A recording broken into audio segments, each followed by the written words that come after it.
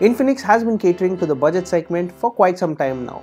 Its Infinix Note 5 offered good value for money when it was launched and also made its way to our best budget phones of 2018 list.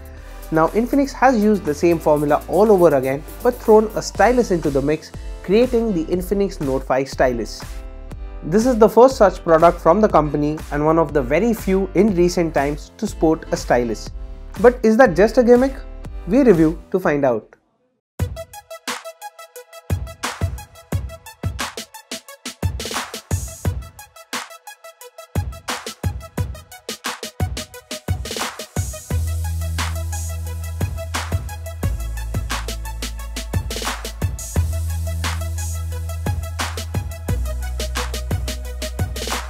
Just like the Infinix Note 5, the Note 5 Stylus gets a flashy paint job that caught our attention. It has a metal unibody which gives it a premium look and a solid feel in the hand. The front is dominated by a 6-inch Full HD Plus display that has thin bezels on the side. It does not have a notch compared to some of the other recently launched smartphones and sticks to an 18:9 aspect ratio. The fingerprint scanner is convenient to reach when holding the phone in either hand. It's also quick to recognize your finger and unlock the phone. The back panel is flat but curves at the sides, making it comfortable to hold the Note 5 Stylus in the hand.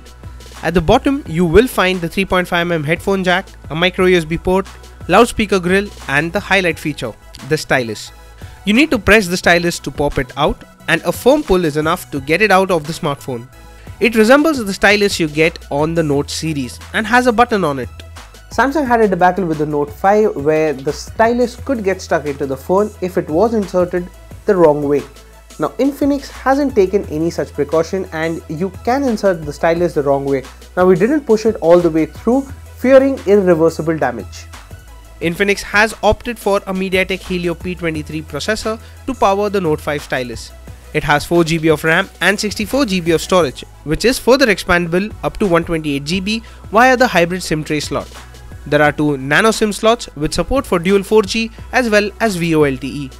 Since the Note 5 Stylus is a part of Google's Android One program, it runs pure stock Android. Some other additions over stock Android include the Xpen software for the stylus, and the FM radio app comes pre-installed. The Xpen stylus has 4096 levels of pressure sensitivity and can determine the amount of pressure you use.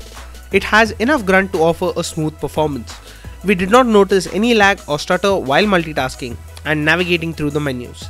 The Xpen app gives you the option to create notes, memos, take a screenshot and open a painting app. It also has lock screen notes, and sliding the stylus back into the spot saves the notes automatically. Infinix also advertises a notepad calculator feature as well as handwriting recognition, both of which aren't available at the moment. It packs in a 4000 mAh battery, which is slightly smaller than the 4500 mAh battery in the Infinix Note 5. In our HD video loop test, the phone managed to go on for 13 hours and 37 minutes. This is considerably higher than the 9 hour 40 minutes that the Infinix Note 5 clocked. With our relatively low usage, we were left with 46% battery at the end of the day. Heavier usage will need the device to be plugged in a little earlier. The supplied 18-watt charger is capable of topping up the battery to 42% in 30 minutes. We played PUBG Mobile on the Note 5 Stylus, which suggested the medium graphics setting at startup. We noticed lag and stutters during gameplay, forcing us to turn down the settings to low. Playing for a little over an hour resulted in an 18% battery drop. The device got slightly warm to the touch after this gaming session. The camera setup on the Note 5 Stylus is similar to what we have seen on the Note 5. It has a 12MP single shooter at the back and a 16MP selfie shooter along with a selfie flash. The camera app lacks auto HDR, but you get a toggle to manually switch it on and off. Google Lens is also integrated into the camera app. Photos clicked from the Note 5 Stylus were average.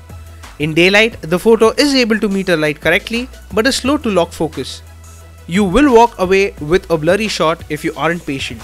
When shooting against the light, we did observe a bit of chromatic aberration. The slow focus is a little annoying when clicking macros. We had to check the output after every shot to ensure that it's focused where we wanted it to.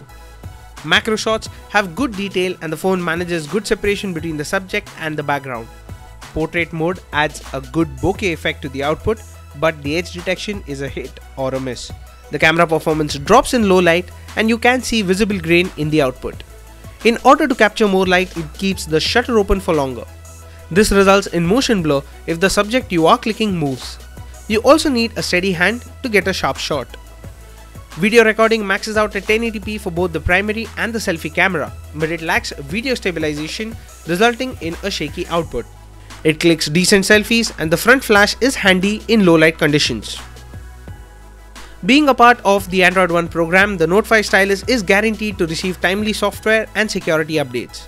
It has a good vivid display and the stylus is useful. Go for the Note 5 Stylus only if you are among the ones who loves taking notes or doodling the old-fashioned way. What doesn't work in the Note 5 Stylus' favor is the price. Yes, it is significantly cheaper than the Galaxy Note series which offers the stylus.